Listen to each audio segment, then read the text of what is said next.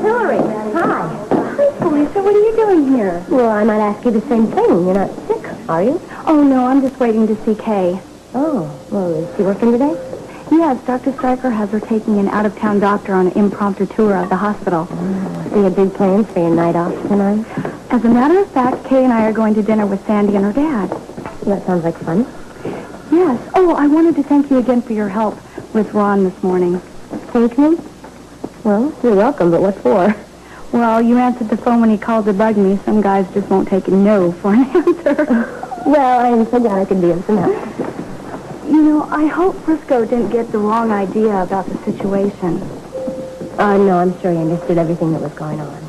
Anyway, I'm glad Frisco and Terry are back in town and performing at the club. Business has really picked up. Yeah, so am I. I just hope he can make it back for tomorrow night, too. Is he out of town? Yeah, he's working on a case. Oh, what kind of case? It's that robbery case. He has to get some information on the victims. Oh, yeah, Kay's told me all about it. She's been reading about it in the papers. Well, does Frisco have any theories? Well, he has a few leads, but I think I have a theory of my own. Really? Yeah, I think that all the victims are being blackmailed. That's awful. I mean, who would do a thing like that? I don't know. But Frisco will find out. I know. I just looked. I mean, I was in here, I was looking at my keys, and I couldn't find it from the safe, and I locked them in the car. Bobby? Oh, hi, Lucy. It's just on my way home. What can I do for you? Well, I got the OR schedule finished, and I wondered if you could take a look at it before I read all the copies for Dr. Corman and everybody. Oh, I'm sure it's fine. No, please take a look at it. I would appreciate it. I just haven't been feeling so well, and I'm afraid I might have made some mistakes or something. Oh, I don't understand. I'm sorry about the delay. Don't worry about it. I don't know what it is. I can't seem to concentrate today. Well, that happens to all of us sometimes. Oh, looks fine to me. Okay, great. I will go get copies run off and get them to everybody before they go home. Lucy, show your forehead. Bobby, I'm fine. You think you're coming down with the flu? No, I don't think so. Well, you said you'd have the pain yourself, and that could be it. I want you to get somebody else to distribute the schedule. You go home and go to bed. No, that's really silly. I want to finish my work, and then I'll go home. Lucy, that's an order. Oh, hi, ladies. Hi, Yank. I'm glad you're here. I've been trying to convince Lucy to go home because I think she's coming down with the flu, and she's not listening to me. Since you're a doctor, maybe she'll listen to you. Well, I agree with Bobby. If there's any chance that you're coming down with something, then it's a responsibility to take care of yourself and stay away from the other patients. Okay, it looks like I'm outbooked. Give the schedule to me, and I'll get somebody to finish your work. Are you sure it's all right? Go home and take care of yourself, okay? I'll call you later if you need anything. All right. Thanks, Bob. Good night. You take care. Well, it's a good thing you walked in. That girl's a workhorse. I couldn't have convinced her to go home if it weren't for you. Well, I'm glad to be of some service. I was just on my way home. Do you need anything from me before I go? No, I just dropped by to tell you an interesting visit I had with Terry today. Oh, really? Yeah, she received a large bouquet of flowers.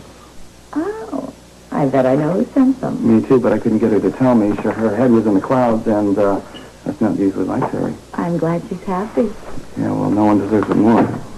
Hi, I was just on my way to see you. Well, Bobby, I have not received the OR schedule, the revised one anyway. A nurse just told me that Lucy's gone home for the day. Yes, she did, but not before she left this. Oh, goodness. I sent her home. I think she's coming down with the flu, so I'll get somebody else to distribute it for her. Okay, make sure that Patrick O'Connor gets a copy of this. I ran into him earlier, and he just seems to be opposite. Well, there's a lot of that going around. And I'm worried about Patrick. And that kind of attitude can be counterproductive. And I think maybe I should talk to Steve so he could have a talk with him. Why don't I try to speak with him and find out what's going on and then try to steer him back on the right track? That's a good idea. You know, Yank and Patrick are very close friends. I'm sure that Patrick will listen to Yank. Well, I hope so. All right. See you both tomorrow. Okay, good night, Mike. Good night. Good night. Are you thinking what I'm thinking? Mm-hmm. I think that Patrick and Terry are coming down with a premature case of spring fever. And there's only one way to find out. You talk to Patrick, and I'll talk to Terry. Right. Let's go home. I can't tell you how much fun that's been. But that's exactly what happened, and I couldn't do anything about it. But that's the way I'll tell you, I'll never do that again as well. It looks as if I left you in capable hands. Hey, listen, Kay is a wonderful tour guide. I mean, I have felt right at home. Well, I hope I didn't bore you to death. I'm afraid I get a little carried away when it comes to singing the praises of General Hospital. I think you just like to talk a lot ever since you were a kid, if I remember correctly. Mark, I'd like you to meet my daughter, Sandy. This is Dr. Mark Faber. Mark, Sandy Stryker. Hi, nice to meet you. Same here. Kay, I hope you didn't forget about dinner tonight. Dinner? Don't tell me you already forgot. I just asked you last week. Oh, Sandy, I'm sorry. I completely forgot. Well, you can still go, can't you? I'm afraid not. See, I have an uncle who's coming to town, and I promised I'd go to dinner with him. Why don't you bring him along? The more the merrier. I don't think that's such a good idea. He wants to talk about some important family matters, and I think he'd feel uncomfortable doing that in front of other people. Well, how about if I meet you for dessert? That's better than nothing. We'll be at the Floating Rib. Mark, why don't you join us? Yeah, that's a great idea. It's better than sitting alone in your hotel room. Yeah, well, no, I don't know. Thanks anyway. Well, Sandy's right. You should get out and see Port Charles. Yeah. Yeah, well, thanks for the invitation, but I'm going to have a quiet dinner in my room. I want to call my wife and kids before it's too late. Okay? All right, suit yourself. If you're going to miss some of the greatest company in the entire city. Oh, I know. Hey, I've been looking all over for you. Oh, I'm sorry. I just finished Dr. Faber's tour of the hospital. I hope you're not going to cancel on us tonight, too. Are you kidding? I've been looking forward to this dinner all week. Good. Who's canceling? Me. I completely forgot. And my uncle from Rochester is coming down for dinner tonight. Is that tonight? Yes, and it's too late for me to reschedule. I mean, I'm sure he's already on his way down here. Do you think that you could give me a ride to his hotel? No problem. I'm sure Dr. Stryker and Sandy won't mind if I'm a few minutes late. Don't worry about it. Now, you know, it's the Floating Rib. Right across the street. And get there as soon as you can. Hey! How you doing, buddy? I was just going to ask you that. What do you think? Well, I'm hanging in, just sneaking by. Yeah, well, you know, you've been acting kind of goofy lately. Goofy? Come on, what else is doing? Yeah, I'm not the only one to notice, Patrick. You've been acting spaced out ever since you got back from Nashville. Jet lag. Hey, this isn't a joke. Come on, you're taking things way too serious. You might try and follow my lead once in a while. What? What's with the music? What's going on here? I was right. Now, that explains everything. You've been out in the ozone because you've been listening to Terry's music all day. What is wrong with that? You and me have got to talk about it.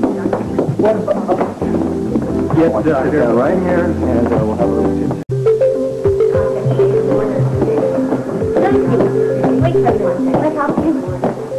Well, Felicia, I was on my way home because Bobby thinks I might be coming down with something. This will just take a minute. Well, okay, sure. Volunteer Joe Rice, contact volunteer. I've been trying to find the right way to say this, but I guess there really is no right way. Just hold on a second. I want you to know that I have had a very bad day, so before you say anything, I'm not in the mood for any kind of lecture from you, okay? I'm trying to apologize. Now, I realize I made a lot of judgments without knowing the facts. Well, the cards were kind of stacked against me, and I probably would have felt the same way you did. Yes, but it still wasn't right. And I know Frisco feels the same way. Thank you. I appreciate the gesture. I just wish there was something we could do to make up for all the grief that we've caused you. Well, being my friend is more than enough. I just want to get on with my life and try and put the past behind me. Well, that should be easy if everyone gives you the chance to start over again. Well, I don't think everybody's going to be quite as generous as you in Frisco. It's going to work out, Lucy. I hope you're right. I just don't know how, because every time I go into the supermarket, I see that book I wrote staring at me. It's not going to be there forever. Yeah. All the damage that it did to Terry and Patrick, I think it's going to take a lot longer for that to go away. Lucy, I know they're going to forgive you. You really think so? I just don't see how I can expect them to, because every time they go in a store, there's that book right in front of them.